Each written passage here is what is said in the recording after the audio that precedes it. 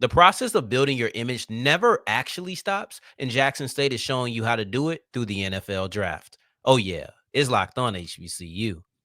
Play my music.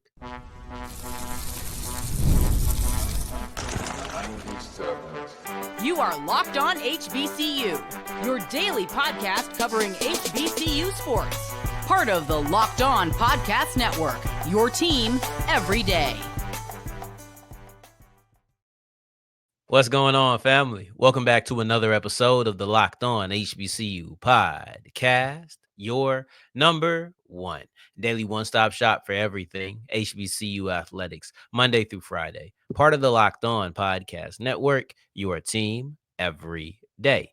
And I, of course, am Darrion Gray, a.k.a. the Mouth of the South, Texas Southern alum and former TSU Herald Sports editor and current contributing writer at USA Today's Saints Wire. Thank you for going on this journey with me, making Locked On HBCU your first listen of the day every day. And remember, just because the mic cuts off does not mean that the journey is over. Just means it's time to follow me on Twitter at South Exclusives. Starts with an S and ends with an S. Today's episode is brought to you by Monarch Money. Take control of your finances with Monarch Money. Use the code Locked On College at monarchmoney.com for 50% off your first year. So we're going to wrap up today's episode with back-to-back hirings. We have, well, technically not a hiring, but Mississippi Valley State has stripped the interim title off of their new head coach, Jason James. Prairie View A&M has a new women's basketball coach altogether, but we kicked this thing off with the NFL draft. Last week was draft week. This is kind of like draft recap. I think we've done something draft related in all three of our episodes this week, and we may close out the week doing that. You know, I think that at some point this week, if not the very, very beginning of next week, we'll have a conversation around 2026. But as it stands right now, we're going to discuss Jackson State building their image through the draft.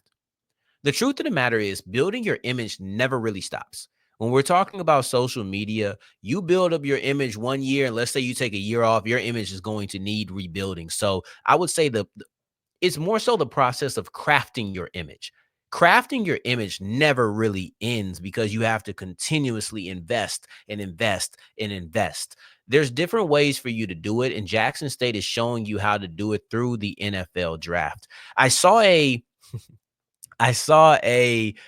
stat that is ever changing. So I know as I say it right now, it's not completely accurate. As you hear it, if I gave you the most accurate number to the point of me speaking, it still would not be accurate by the time that it hits your ears, because the process of the NFL draft class, finding teams through rookie mini camps, through UDFAs, the only thing that's actually solidified is those who heard their name called.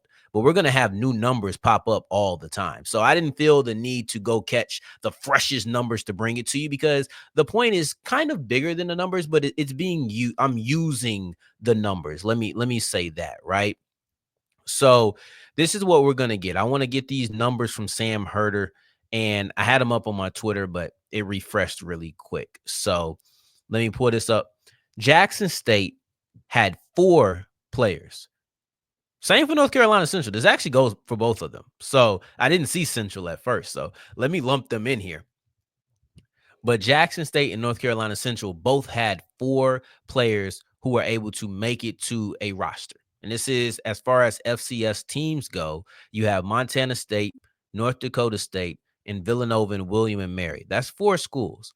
So Jackson State and North Carolina Central find themselves top 5 as far as producing talent to go into an NFL roster from this year's draft class.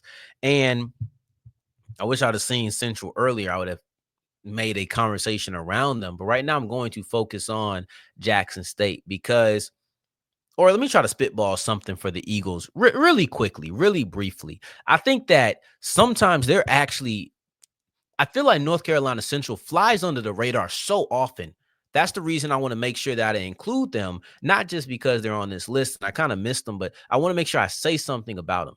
North Carolina Central seems to fly under the radar on a very frequent basis. I don't know what it is. Maybe it's because they're in the MEAC, and it feels like at least the people in my circles tend to be more SWAC related, except for Gerald. Gerald is a MEAC guy. He is a CIAA guy. He's from that region, of course. But all in all, I noticed that I tend to be around more SWAC, SIAC, that Gulf Coast, like that's kind of where I bump around. Because mind you, I'm Texas, Louisiana. That's my roots. But anyway, I think North Carolina Central tends to fly under the radar, partially because people don't talk about the MEAC in the same way that they talk about the SWAC. And I just feel like they're not flashy. North Carolina Central, I wouldn't consider a flashy school. And for a coach who is very vocal, for a coach who I think has a lot of personality and never holds his tongue, Trey Oliver doesn't get that look as all of those qualities I mentioned about him. You don't hear those discussed a lot either. So I don't know what it is about North Carolina Central. They produce talent. They've won championships. They've been continuously in contention for the MEAC crown. They produce talent. They had the best quarterback that we've seen coming out of an HBCU into the draft class in a long time. Maybe if Davius Richard doesn't get hurt, we have a different conversation around the Eagles. But we've seen this consistently with them of producing talent. But to Jackson State, and the larger point there is obviously this isn't about drafted players, because we know Carson Vinson was the only HBCU player drafted, and he came from Alabama A&M. But what this is about is the fact that Jackson State had 4 players make it to the NFL draft. And I think that the Tigers have arguably the best, but definitely top 3 branding in HBCUs at the moment. If we're talking strictly on social media, if we mix everything else in, I think that you have Jackson State, FAMU. Honestly, I think that's it if we're talking about FCS. I think that those are the 2 best branded teams on social media. Now we expand into real life when we start talking about alumni and everything. Then we're going to start incorporating more schools, but you'll still see Jackson State and FAMU near the top of the list. But if we're talking about socials, strictly talking about the image of Jackson State and the branding of it and how they're positioned, there's a saying, good work, this ain't how it goes, but I'm going to tweak it for the podcast purposes. But good work sells itself. And what do prospects want to go to college to do? They want to do 3 things. They want to make money, because we're talking about NIL now. So let's change that and talk about, let's phrase it as they want to build their brand. They want to win, and they want to make it to the league. That's the 3 things that prospects want to do when they go to college. They want to build their brand, they want to win on the field, and then they also want to make it to the league. And Jackson State is showing you that they can do all 3. Jackson State is so well positioned with the 1400 Club. Like, that is phenomenal independent media that is focused strictly on JSU and all sports. And they're going to take care and broadcast all of their players. You're looking at social media. They're consistently doing that. We're talking about winning. They won 3 of the last 4 SWAC championships. They're coming off of a Celebration Bowl victory. And if we're talking about making it to the league, this whole conversation is shaped around the fact that they have the 5th most, at that time at least, the 5th most players from an FCS school to make it onto a roster post-draft. That's winning on the field. That's making it to the league. That's building a brand. Now, I don't want to talk too much about their NIL figures. What I will say is, especially on the FCS level, you can build a social media platform and attract businesses, attract brands. That can happen for so many people. You don't need necessarily NIL to do it. I think it makes it much easier. But I've seen this, man. And I'm not saying I've seen it with players, but I've seen it with just regular people. I'm like, yo, how do you have an endorsement? What are you doing that people are saying, we want to give you free hats to promote? So I know that if you are an FCS player, if you're someone out of school, you can definitely promote something. So I think that that's all that you really look for in a player. And Jackson State is going to provide all of that for you.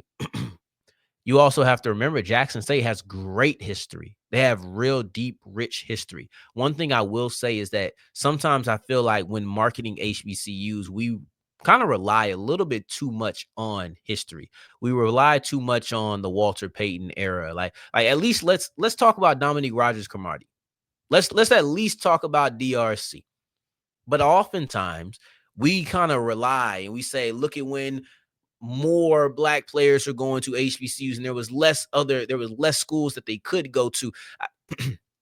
In general, I just think that when we promote HBCUs, we really rely on history. And sometimes that's what we have to do depending on the school. Though I will say we should rely on Dominique Rogers-Cromartie. We should rely on Teron Armstead. We should rely on players like a Shaq Leonard. We should rely on players like, I always mess it up. I think it's Hargrove. No, it's not Hargrove. Kinlaw? No, it's Hargrove.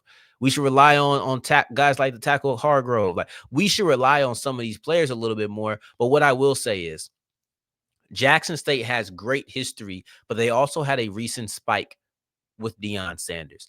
And I think that they've done a really good job of continuing that way, because Deion Sanders could have left Jackson State, and the engagement around the interaction, the social media presence, all of those things could have left too. The history doesn't go anywhere. Jackson State is still Jackson State, but they could have not been promoting themselves as much, because they wouldn't have had the main attraction of Deion Sanders. And that's a big deal. That's a big person in media in football. And to not have that, you could have said, I'm going to lean back, I'm going to fall back. But they didn't.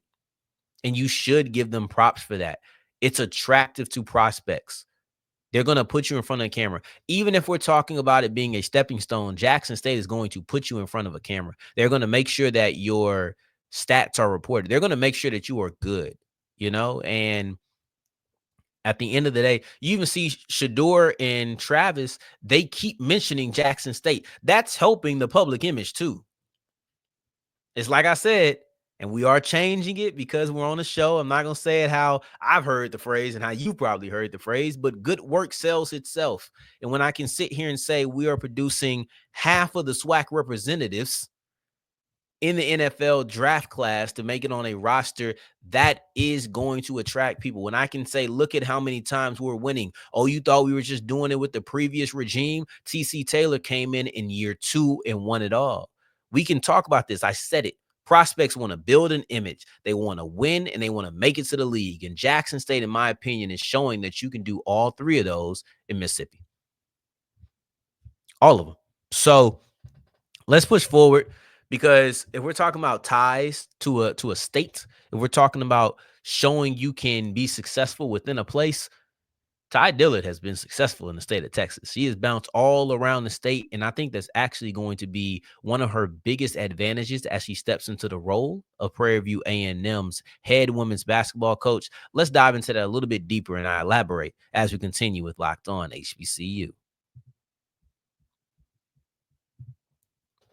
Today's episode is brought to you by Monarch Money. Have you ever checked your bank account and wondered, where is all my money going? Maybe you're going to watch movies that you should have just waited until they came on streaming platforms, and also probably went to one of those places where you can get full meals. So now you bought a ticket and you bought a meal, and the movie wasn't all that great. Maybe you're doing that on a common basis. I don't know. I'm just throwing stuff out there. That's probably didn't happen to anybody, but but maybe you're doing that.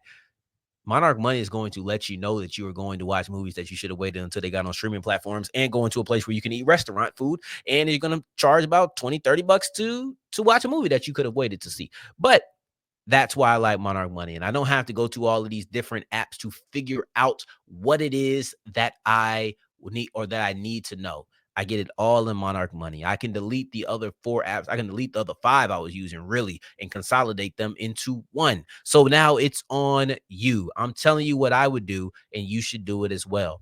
Take control of your finances with Monarch Money. Use the code LOCKEDONCollege at monarchmoney.com for 50% off your first year. That's monarchmoney.com, code LOCKEDONCollege for half off your first year. As we continue rolling on today's episode of Locked On HBCU, I appreciate you for making this your first listen of the day every day. For your second listen, make sure you're checking out Locked On NFL Draft. It's still the biggest story in the NFL. Make sure you're checking out what your favorite team or how they feel about what your favorite team did, or Locked On NBA with the big time playoffs. Shout out to my guy, Trap Detroit basketball. Y'all still alive, man. Anyway, Ty Dillard, let's talk about some basketball. Ty Dillard is the new Prairie View A&M women's basketball coach. And this was reported a few days ago by Olivia Antilla. But I ain't gonna lie, I was so in draft mode, I missed some of that. So I wanted to come on and I wanted to bring that information to you because it was actually confirmed, officially announced. I want to say confirmed because we didn't doubt it, but it was officially announced by Prairie View earlier this week that Dillard is going to be their new women's basketball coach. And I'll tell you what, this hire is interesting to me because she has two things that I love. One that I repeatedly expressed how much I love on this show, and that's recruiting experience. But then in addition to a recruiting experience, it's not just, oh, I was recruiting in the Northeast or I know how to recruit. I know how to recruit this specific area. And the fact that Ty Dillard has so much experience in the state of Texas, I think is going to pay huge dividends for her at Prairie View A&M. Let's get it straight off the rip. You are at Houston since 2016. Talking about Dillard. Dillard was at Houston since 2016. And from that point until 2022, she was their recruiting coordinator. So Dillard was the recruiting coordinator at UH from 2016 to 2022 before becoming the associate head coach. And then she comes to PV. That's 2 points that I love. I've talked about the recruiting. And the reason I think it's so special is that you're basically in the same area. Prairie View is about an hour from Houston. So you're going to be hitting the same hotbeds. You're going to be going to Dallas. You're going to be going to San Antonio. You're going to be going to Austin. You're going to be going all around Texas. And all of your connects that you've built, you can continue to use. You were building these connects for the last 8 years, and you can use them in your newest job. That should give her a leg up on recruiting immediately. I think that's going to be a great dividend or a great benefit for her. But it's not as if Dillard just stops at UH. She has Texas roots that I think spread everywhere. Dillard has such Texas roots Dillard has so many Texas roots that you're looking at the ability to recruit in every single major area. No disrespect to El Paso, but Dillard is from San Antonio. She went back to coach at her alma mater, Sam Houston High School. She coached at UTSA for a little bit. If we're talking about the Houston area where she's going to be coaching with PV at, she's coming from UH right now. She's been there for nearly a decade, and 6 of those seasons were spent as the recruiting coordinator. So you know she's well ingrained in that area. She went to school at UT. So now we're talking about San Antonio covered, Austin covered, Houston covered, and 2 of those 3 big-time areas, long-term relationships. The only thing that she doesn't have a direct tie to is the Dallas-Fort Worth, Arlington metropolitan area. That's it. Outside of the DFW AMA area, she doesn't have, or she's hit every single major network, every single major market within the state of Texas. And the truth is, if you've been recruiting out of Houston for the last decade, you've been in Dallas. And if she hasn't, she probably wouldn't have got the job. I'm just being honest. That would mean she was doing a poor job recruiting. And I know she wasn't doing that. So to me, this makes a lot of sense. It's going to be a huge payoff because of everything she's done in the area. Now it's just about coaching, and it's about leading. And being an associate head coach, to me, puts her in a really good position to translate her learnings to being a head coach. This is her first time leading a team, but she's been a leader on the team multiple times.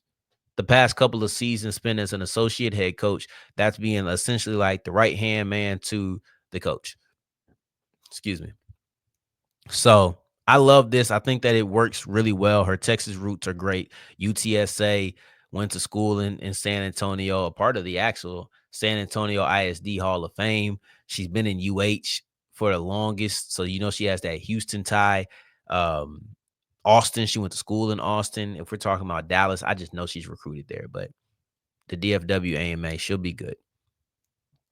Oh, I didn't even mention she actually played pro ball for the San Antonio Silver Stars from 03 to 2005. So she's ingrained. I don't think that made any difference when you really grew up there. But all in all, it just adds to the continuous conversation of the connections within the state that she does already possess. But speaking of connections, let's talk about Jason James, the former interim and now full-time head coach of Mississippi Valley State. You know that he built some connections during his year with Valley as the interim coach.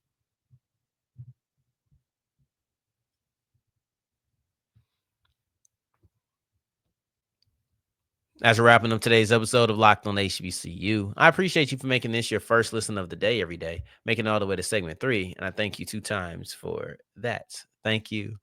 Thank you. We talked about PV's new women's basketball coach, but what about Mississippi Valley State? They're not the only school in the SWAC that's replacing coaches, or excuse me, I keep saying replacing because sometimes it's hard for me to remember that Jason James was actually the interim, but Valley is also naming a coach very similar to PV. And the process took a while, but Jason James is the full-time head coach. And honestly, I can't argue about it. I don't want, in a day and age where we see quick turnarounds like the Washington Commanders or Patrick Crary with FAMU men's basketball, we see these teams go from dust to the top so quickly, but it's still not common. I don't care what anybody says. This is still not a common thing for us to see teams go from the bottom of the barrel to the very top of the market. But what happened was, no, seriously, what happened is at Valley, it was just a small incremental, just tick up. But I would say that what Jason James was able to do in his last season with the Devilettes, it was extremely impressive because it's the best season that we've seen from Valley in a long time. And I don't say that to be funny. It's just Valley has not been good. And you end up ending the season with 8 wins and 6 of those coming in conference play. I understand how some may say, that's it. Like that's all you're doing. But at the same time, you got to look at where this is happening. This is happening at Valley, who, for the most part, has been pretty bad for over half a decade, nearly an entire decade. We're talking like 8-9 years since they've been this good. But Valley won 6 games in the conference this year, right? When was the last time that Valley won 6 games in a season? Got to go all the way back to 2018, 2019. So you're talking about 6 years ago that happened. And we're not asking for much. We're talking about just winning a third, maybe a fourth. No, excuse me, a third, maybe about somewhere between a third to a half of your games in conference play. You're not asking for a winning record. You're just talking about 6 wins. Let's see. Pull that up real quick. So Valley won 6 conference games this year. Oh, yeah, third. So you play 18 games. They went 6-12. They haven't been able to win. And then you played 31 games. You played 31 games. Valley has not won 6 of their 30 to 31 games in 6 years. Okay, cool. Let's go back to the 2016/17 season. That's the last time that they had this level of success, in which they won 10 games that year. And I think they won 7 conference games. So this year they won 8 games and they win 6 of those in conference. It's a different dynamic. It's just a little bit, it's the most comparable dynamic as well. James led them to the best season that they've had in nearly a decade. That was 8 years ago that happened. 8 seasons since they've had 6 conference wins. And they won a tournament game. I don't know the last time they did that. Like you're talking about, yeah, maybe if you're a school that consistently competes, you're feeling like 8 games. I don't know. Would I return my interim?